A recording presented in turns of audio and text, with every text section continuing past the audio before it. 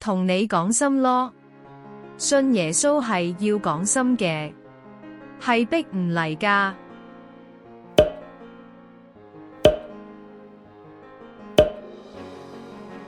在現今世界，好多響教會中長大、做善事、經過受浸嘅弟兄姊妹，都會稱自己為基督徒或天主教徒。佢哋遵守教會規矩，唔去犯法，日復日，年復年，十分儀式化。上帝會唔會認識佢哋呢？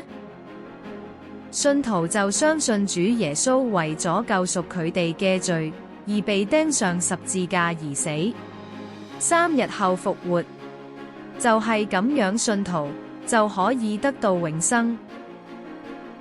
而義人 the righteous 就要用神的角度去決定，世上最完美嘅義人就係主耶穌，所以冇乜人可以完美到好似佢咁，人們只可以盡量做到完美而已。上帝係明白呢個局限嘅，所以義人係得到神嘅祝福同埋恩典。唔講你唔知，你同我都可以成為義人㗎。